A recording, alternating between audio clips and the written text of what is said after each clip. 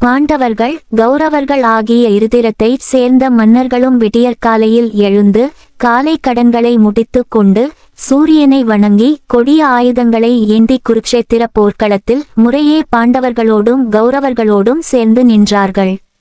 போர்முறையில் பண்டை காலத்தவர் சில விதிகளை கடைபிடித்தார்கள். யுத்தத்தில் தனக்கு சமமானவர்களையே தாக்க வேண்டும் என்பது அவற்றில் ஒன்று. அதர்மமான முறையில் போர் செய்யக்கூடாது. போரின் மத்தியில் விலகி போகின்றவர்களையோ புறங்காட்டி ஓடுகின்றவர்களையோ தாக்கக்கூடாது.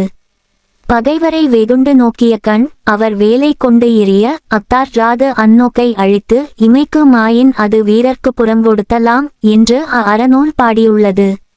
யானை வீரன் யானை வீரனையும் காலாட்படை வீரர் காலாட்படை வீரனையும் மன்னர்கள் மன்னர்களையும் வீரர்கள் வீரர்களையும் தாக்க வேண்டும் என்பது எழுதாத மரபு. நிராயுதபாணியாக நிற்பவன் மீதும் ஏவலர்கள் முரசொலிப்பவர்கள் சங்கு ஊதுகின்றவர்கள் முதலானவர்கள் மீது ஆயுதங்கள் வீசுதல் கூடாது. இந்த முறையில் யுத்தம் செய்வதாக பாண்டவர்களும் கௌரவர்களும் பிரதிஜ்ஞை எடுத்தார்கள். ஆனாலும் அவர்களே பல சமயங்களில் மீறியும் இருக்கின்றார்கள் என்பது நிதரிசனம் என்றாலும் பொதுவாக இருவரும் பொது விதிகளை கடைபிடித்தார்கள். போர்க்களத்தில் பல கொடிகள் பனைமரமும் 5 நட்சத்திரங்கள் கூடிய பிதாமகர் பீஷ்மருடைய கொடியும் வாளோடு கூடிய சிம்மத்தின் உருவம் எழுதிய அஸ்வத்தாமன் கொடியும் கமண்டலமும் வில்லும் கூடிய துரோணர் கொடியும் படம் எடுத்த பாம்பையுடைய துரியோதனன் கொடியும் காளை மாட்டினை எழுதிய கிருபர் கொடியும் ஜெயத்திரனது பன்றிக் கொடியும் குருஷேத்திர போர்க்களத்தில் அணிவகுத்து பறந்து நின்றன. இன்னும் பல மன்னர்களின் பல்வகையான கொடிகள் பறந்து விளங்கின. அணிவகுக்கப்பட்ட கௌரவ சேனையை பார்த்து தருமபுத்திரர் அர்ச்சுனனிடம் பகைவர்களுடைய படை மிக பெரியது. குறைவாக இருக்கின்ற நம் படையை பரவலாக நிற்கச் செய்து பலம் குறையாமல் போர் புரிய வேண்டும். அதற்கு ஊசிமுக வியூகமாக நம்முடைய படையை அணிவகுப்புச் செய்வாயாக என்று கூறி கட்டளையிட்டார். அப்பொழுது அரண்மனையில் திருதராட்டிரர் இந்த குருக்ஷேத்திர போரில் தன் மைந்தர்களுக்கு என்ன நேரிடுமோ என கதி கலங்கினார். அதனால் வேதங்களை வகுத்த வியாச பகவானை நினைத்தார். நினைத்தவுடனே அவரும் எதிரே வந்து நின்றார். வந்த தாதையை திருதராட்டிரர் எதிர்கொண்டு சென்று வணங்கி முகமன் கூறி உபசரித்து இருக்கையில் அமரச் செய்தார். பின்னர், பகவானே, போர் மூண்டு விட்டது. என் மைந்தர்கள் இந்த பெரும்போரில் என்ன ஆவார்களோ என அஞ்சுகின்றேன். போர்க்களத்தை பார்க்கவும் எனக்கு கண்கள் இல்லை. நான் என்ன செய்வேன் என்று மனம் நொந்து கூறினார். அதனை கேட்டு வியாச பகவான் தன் தவவலிமையால் கண் பார்வையை கொடுத்து போர்க்களத்தை பார்ப்பாயாக என்றார். போர்க்களத்தை ஒரு கணநேரம் பார்த்த அவர், ஐயனே, இந்த கிழ வயதில் இந்த போர்க்களத்தில் நடக்கும் இறப்புகளை என்னால் பார்க்க இயலாது.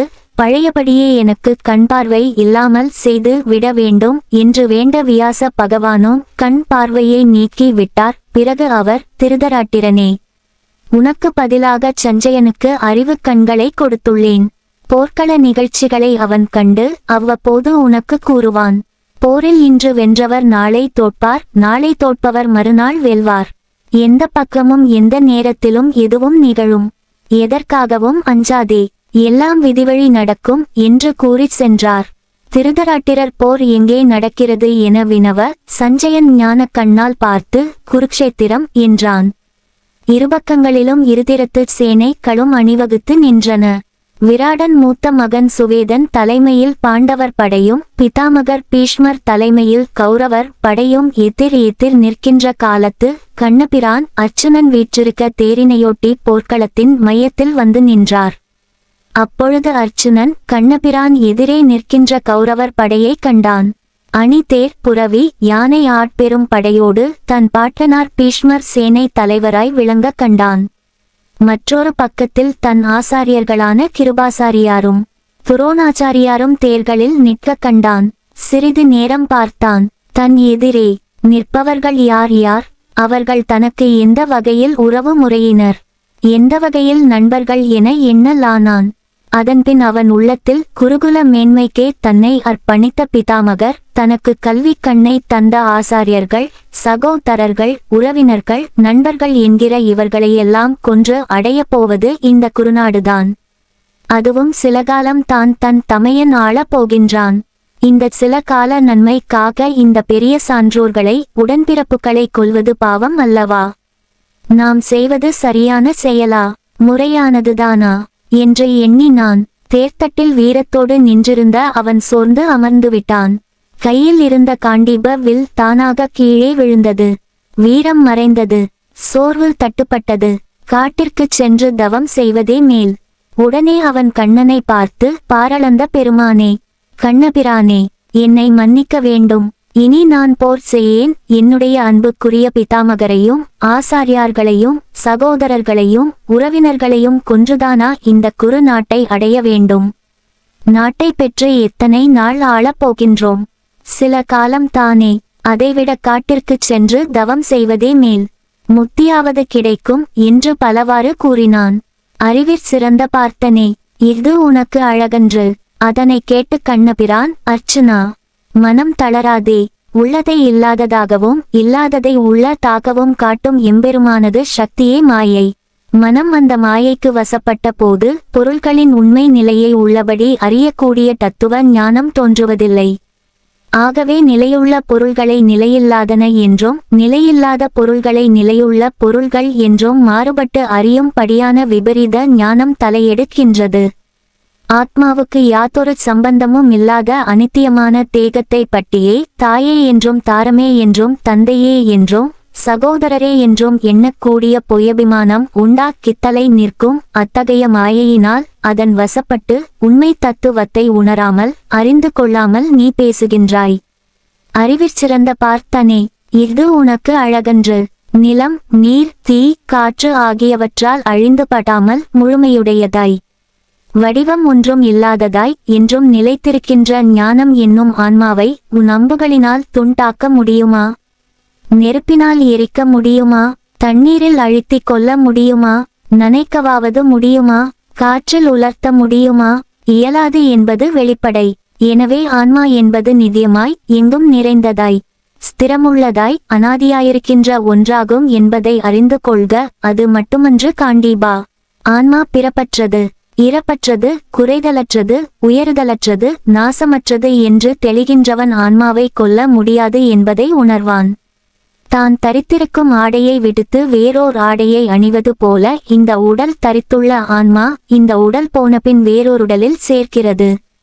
அதுதான் இயல்பு. இந்த ஆன்மாவை நடத்துபவன் சர்வேசுவரன் ஆகிய பரமாத்மா. ஆகையினால் இந்த ஆன்மாவை நான் என்றோ எனது என்றோ எண்ணி அகங்கரித்தல் கூடாது. அனித்தியமான இந்த தேகத்தை நிலை பெற்றது என எண்ணச் செய்வது மாயையாகும். என்னிடம் சரண் அடைவாயாக. மேலும் எல்லா ஜீவாத்மாக்களிடத்தும் பரமாத்மா ஒரு தன்மையாய் பொருந்தி இருக்கையில் சிலவற்றை பகை என்றும் சிலவற்றை நட்பு என்றும் கருதுவது மாயையின் செயல். அந்த மாயை நீங்குமாயின் தத்துவ ஞானம் தோன்றும். அத்தகைய மாயையை தாண்டுவது என்பது மிக கடினமான செயல். யார் என்னையே சரண் அடைகின்றார்களோ அவர்கள் இந்த மாயையை தாண்டிவிடுகிறார்கள். எல்லா விதமான அறங்களையும் துறந்து என்னிடம் சரண் அடைவாயாக. உன்னை எல்லா பாவவிளைவுகளினின்றும் நான் விடுவிக்கின்றேன், பயப்படாதே. சர்வதர்மான் பரித்யஜ்ய மாம் ஏகம் சரணம் ரஜ அகம் த்வாம் சர்வபாபேப்யோ மோக்ஷயிஷ்மாஷுச. பகவத்கீதை ஸ்லோகம். இதனை சரம ஸ்லோகம் என்பர். தோன்றுகின்ற தத்துவஞானமே எல்லா ஜீவான்மாக்களிடத்தும் மிக்க ருசியையுடைய பாலினிடத்து நெய்ப்பிரியாது போல விட்டு பிரியாது உள்ளுரைந்து நிற்கும். வாய்விட்டு இன்னதெனச் சொல்லு தற்க இயலாத அந்த தத்துவ ஞானமே நான். தனஞ்சயா, இதனை அறிந்து கொள்க. இனி என்னை பற்றிச் சொல்லுகிறேன் கேள். எல்லா இடங்களிலும் எல்லாமாக விளங்குபவன் நானே. என்னை காட்டிலும் சிறிதளவும் உயர்ந்தது இல்லை. நூலில் கோக்கப்பட்ட மணிகள் போல இவ்வுலகம் முழுவதும் என்னை பற்றி நிற்கின்றது. நீரிலுள்ள ரசம் நானே. சந்திரனிலும் சூரியனிலும் உள்ள ஒளியும் நானே. சகல வேதங்களின் முடிவும் நானே. விண்ணில் உள்ள சப்தமும் நானே. மனிதர்களின் வீரமும் நானே. பூமியின் நறுமணமும் நானே. அக்னியின் அனலும் நானே. முனிவர்களின் தவமும் நானே. சகல பூதங்களுக்கும் விதை நானே. அறிவாளி களிடமுள்ள அறிவும் நானே. ஆசை, பற்று இவையற்ற ஞானிகளின் பலமும் நானே. இவை மட்டுமா? அர்ச்சுனா, உயர்ந்த யானைகளில் ஐராவதம் நான். அமிர்தத்துடன் உண்டான உச்சை சிரவஸ் என்னும் குதிரை நான். ஆயுதங்களுள் வஜ்ராயுதம் நான். காமதேனு நான். படைப்பு தொழில் புரியும் பிரம்மன் நான். பாம்புகளுள் வாசுகி நான். நாகங்களுள் அனந்தன் என்பவன் நான். தண்டித்து அடக்குபவர்களில் ஏமன் நான், காற்று நான், ராமன் நான், மீன்களுள் மகரம் நான், நதிகளுள் கங்கை நான், சிருஷ்டிகளின் ஆதியும் அந்தமும் மத்தியும் நான், வித்தைகளுள் ஆன்மவித்தை நான், எழுத்துக்களுள் அகரம் நான், முடிவில்லாத காலமும் நான், பிறப்பும் நான், இறப்பும் நான், உயிர்களிடமுள்ள புகழ், செல்வம், பேச்சு, ஞாபக சக்தி, புத்தி ஆகிய எல்லாமும் நான், மாதங்களில் மார்கழி நான், காலங்களில் வசந்தம் நான், ஒளி நான், முயற்சி நான், வெற்றி நான், சத்வகுணம் நான், முனிவர்களுள் வியாசன் நான், சகல பூதங்களுக்கும் ஆதி காரணம் நான். அதனால் கடமையைச் செய், விளைவை பற்றி கவலைப்படாதே, பால புண்ணியங்களை என்மேல் சார்த்து என்று பலவாறு உபதேசித்து எம்பெருமான் விண்ணுக்கும் பாதலத்திற்குமாக விசுவரூபம் எடுத்து ஓங்கி வளர்ந்து நின்றார். போருக்கு தயாரான அர்ச்சுனன் யாவர்க்கும் துதித்தற்கு அரிதாகிய அந்த பேருருவத்தில் ரிஷப கொடியையுடைய சிவபெருமான், கருட கொடியையுடைய திருமால், நான்முகன், முருகப் பெருமான், இந்திராதி தேவர்கள், முனிவர்கள் இருந்திடக் கண்டு அஞ்சி நின்றான், வியந்தான். பின்னர் அர்ச்சுனன் இருகை களையும் கூப்பி வணங்கி, உலகமுண்ட பெருவாயா, உலகளந்த பெருமானே, ஆலிலை பாலகனாய் இருந்து அவனை களை காத்த பெருமானே, முன் செய்த தவத்தினால் இந்த கிடைத்தற்கரிய விசுவரூப தரிசனம் கிடைத்தது. பெருமானே, பரந்தாமா, இந்த பேருருவத்தை கண்டு அஞ்சுகின்றேன், முன்னம் இருந்த வடிவிலே விளங்குவீராக என அவன் திருவடிகளில் வணங்கி வேண்டி நின்றான். அமலன் ஆதி பிரானாகிய அப்பெருமானும் உள்ளம் உவந்து முன்னம் இருந்தது போல ஒடுங்கி நின்றான். அதன்பின் அப்பெருமான், நீ மேற்கொண்ட விபரீத ஞானத்தை விட்டொழிப்பாயாக என்று கூறி தத்துவ ஞானம் அனைத்தையும் கூறினான். அதனால் அர்ச்சுனன் தன்னிடத்திலிருந்த மாயை அவனருளால் நீங்க அவன் தெளிவு பெற்றான். பழைய நிலையை எய்தினான். காண்டீபத்தை கையில் எடுத்தான். போருக்கு தயாராய் நின்றான். இருபக்கங்களிலும் சேனைகள் அணிவகுக்கப்பட்டு நின்றதும் அதனால் அர்ச்சுனனுக்கு ஏற்பட்ட மனக்கலக்கமும் அதனை தீர்க்க கண்ணபிரான் உபதேசித்த கரும யோகமும் உலகம் பிரசித்தி பெற்றவை ஆகும். அப்போது கண்ணபிரான் வாக்கில் தோன்றிய பகவத்கீதை என்னும் உபதேச மொழிகள் எந்த தொழிலில் ஈடுபட்டவர்களுக்கும் எத்தகைய குணங்களையுடையவர்களுக்கும் எத்தகைய இனத்தவர்க்கும் ஓர் அருமையான வழிகாட்டியாகும். அம்மொழிகள் எல்லோருக்கும் உதவும்படியான அருமையான சாஸ்திரமாகச் சான்றோர்களால் மதிக்கப்பட்டு வருகின்றது. இந்த மகாபாரதத்தில் ஒரு பாகமாக வரும் இந்த பகவத்கீதை எந்தெந்த சமயத்தில் எந்தெந்த கடமையை செய்ய வேண்டுமோ அதனை சரிவரச் செய்ய வேண்டும், அதன் பயனை எம்பெருமானுக்குச் சமர்ப்பித்து விட வேண்டும், பயனை எதிர்பார்க்க கூடாது என்ற முக்கியமான கருத்தை வலியுறுத்துகின்றது. பாராளந்த பரந்தாமனுடைய திருவாயில் இருந்து வந்த இந்த பகவத்கீதை என்னும் ஒப்பற்ற அரிய சாஸ்திரத்தை எல்லோரும் பாராயணம் செய்ய வேண்டும். இந்த பகவத்கீதையில் கண்ணபிரான் 620 ஸ்லோகங்களைச் சொல்லியுள்ளார். அர்ச்சுனன் 57 ஸ்லோகங்களைச் சொல்லியுள்ளான். சஞ்சயன் 67 ஸ்லோகங்களைச் சொல்லி இருக்க திருதராட்டிரர் மட்டும் ஒரே ஸ்லோகம் கூறியுள்ளார். இந்த பகவத்கீதை என்னும் தெய்வீக நூலில் 745 ஸ்லோகங்கள் அடங்கியுள்ளன. தருமபுத்திரர் ஆசி பெறுதல். கண்ணன் தேர்தட்டில் இருந்து அருளிய கீதோபதேசத்தை கேட்டு அர்ச்சுனன் மன தெளிவு அடைந்தான். உடனே எழுந்து நின்று கையில் காண்டி பத்தை ஏந்தினான். அதனை கண்டு பாண்டவர்கள் மகிழ்ச்சி அடைந்தார்கள். பாண்டவ வீரர்கள் ஆரவாரம் செய்தார்கள். தத்தம் சங்குகளை எடுத்து ஊத்தினார்கள். பேரிகைகளும் முரசங்களும் முழங்கின. போர்க்களம் எங்கும் பேரொலி எழுந்தது. இந்திராதி தேவர்கள் போரினை காண விண்ணில் திரண்டார்கள். அப்பொழுது தருமபுத்திரர் தன் தேரில் எழுந்து நின்று இருபக்கத்து சேனை களையும் நன்றாக பார்த்தார். தன்னுடைய ஆயுதங்களையும் கவச உடையையும் தேர்தட்டில் வைத்தார். தேரிலிருந்து இறங்கினார். நிராயுத பாணியாக கை கூப்பிய வண்ணம் கிழக்கு நோக்கி எதிர்த்திசையிலிருந்த கௌரவர் சேனையை நோக்கிச் செல்லலானார். தன் தமையனார் தேரினின்று இறங்கி கைகூப்பிய வண்ணம் கௌரவர் சேனையை நோக்கிச் செல்வதை அர்ச்சுனன் பார்த்தான். அச்சம் கொண்டான். காரணம் புரியவில்லை. என்றாலும் அவரை பின் தொடர்ந்து செல்லலானான். அவர்கள் இருவரும் செல்வதை பார்த்து அவர்கள் இருவரையும் தொடர்ந்து கண்ணபிரான், பீமன், நகுலன், சகாதேவன் ஆகியோர் தொடர்ந்து சென்று தருமரிடம் எதிரியின் படை நடுவில் நிராயுதபாணியாய்ச் செல்லக்கூடாது என கூறினர். அவர் அதனை கேட்காது சென்று கொண்டிருந்தார். அதனால் அவர்களும் அவர் பின் சென்றனர். இதனை துரியோதனாதியர் கண்டனர். அச்சத்தின் காரணமாக தம்பிகளுடன் சரண் அடைய வருகின்றார் எனவும் இது குருகுலத்திற்கு அபகீர்த்தி தரும் எனவும் பேசிக்கொண்டனர். ஆனால் தருமபுத்திரரோ அவற்றை எல்லாம் பொருட்படுத்தாது தம் குல முதல்வரான பிதாமகர் பீஷ்மரை அணுகி அவருடைய திருவடிகளை பற்றி கொண்டு வணங்கினார். அண்ணலே, கௌரவர் சேனையுடன் போர் புரிய தங்கள் அனுமதியும் ஆசியும் வேண்டுகிறேன் என்று அப்பொழுது கூறினார். அதனைக் கண்டு மகிழ்ந்த பீஷ்மர், பரதகுலத் தோன்றலே, நீ என்னிடம் அனுமதி கேட்ட தற்காக பெருமகிழ்ச்சி அடைகிறேன். நான் துரியோதனன் பொருட்டு கௌரவர் சார்பில் போரிடுகின்றேன். ஆனாலும் தருமம் உங்கள் பால் உள்ளது. தருமத்திற்கு தோல்வியில்லை. மகிழ்வுடன் போய் வா என்று கூறி அனுப்பினார். அதே போல தருமபுத்திரர் துரோணர், சல்லியன் ஆகியோரிடமும் ஆசி பெற்றார். உடன் வந்த கண்ணபிரான் பீஷ்மரை பார்த்து, பெரியுய், உங்கள் பேரர்களாகிய பாண்டவர்களை எதிர்த்து தாங்கள் போரிடுதல் தகுமா? அவர்களால் பெருவீரரான தங்களை வெல்ல முடியுமா என்று கேட்டார். பீஷ்மர் தான் நினைத்த பொழுது உயிரை விடுதல் முதலிய வரங்களை பெற்றவர் ஆதலாலும் யாவராலும் வெல்ல முடியாத பராக்கிரமசாலியாதலாலும் அவரை கண்ணன் இவ்வாறு கேட்டார். நான் விரும்பும்போது உயிர் துறப்பேன். அதற்கு உலகப்பற்றுக்களை விட்ட பீஷ்மர், கண்ணா, கார்மேகவண்ணா, கமலக்கண்ணா, துரியோதனனின் கடனை தீர்க்கும் பொருட்டு கௌரவர் பக்கம் சார்ந்து போரிட வேண்டியுள்ளது. ஆனால் உம் தெய்வத்திற்கும் மனச்சாட்சிக்கும் விரோதமில்லாமல் போர் செய்வேன்.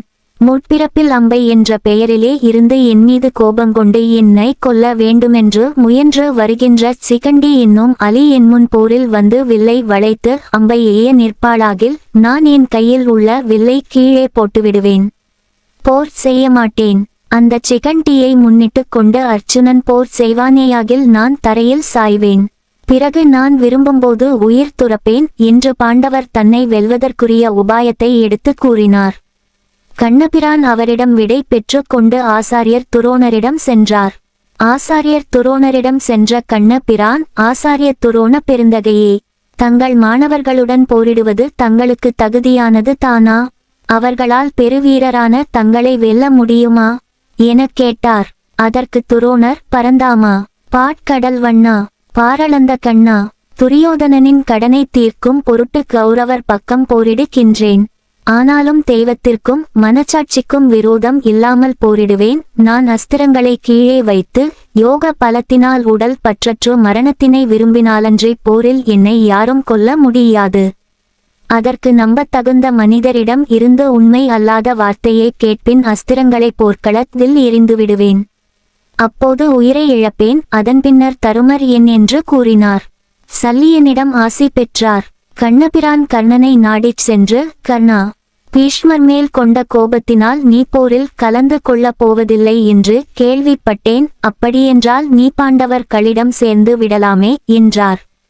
அதற்கு கர்ணன், கண்ணா, துரியோதனனுக்கு விருப்பம் இல்லாத எந்த செயலையும் நான் செய்ய மாட்டேன் என்று கூறி அவர் கோரிக்கையை ஏற்க மறுத்துவிட்டான். பின்னர் தருமபுத்திரர் முதலான பாண்டவர்களும் கண்ணபிரானும் மீண்டும் தங்கள் இருப்பிடம் வந்து சேர்ந்தனர். தன்னிருப்பிடம் வந்து சேர்ந்த பின்னர் தருமபுத்திரர் இருபக்கச் சேனைகளின் நடுவிலே நின்று கொண்டு, எங்களை விரும்புகின்றவர்கள் இப்பொழுது கூட எங்கள் பக்கம் சேரலாம் என்று உரத்த குரலில் கூறினார். அதனை கேட்டு திருதராட்டிரருக்கு பணிப்பெண் மூலமாக பிறந்த யுயிற்று என்பவன் துரியோ தனாதியரை விட்டு நீங்கி பாண்டவர் பக்கம் சேர்ந்து கொண்டான். பாண்டவர்களும் அவனை தம் பக்கம் சேர்த்து கொண்டனர். எதிரணியினர் என்று கருதாது பீஷ்மர், துரோணர், சல்லியன் முதலானவரிடம் ஆசி பெற்று வந்த தருமபுத்திரரின் பெருந்தன்மையை வியந்து அனைவரும் பாராட்டினர். பாண்டவர்கள் போருக்கு தயாராகிவிட்டார்கள் என்பதை அறிந்து திட்டத்துய்மன் மகிழ்ச்சி அடைந்தான். இனி நடக்கவிருக்கும் முதல் நாள் போரை காண்போம்.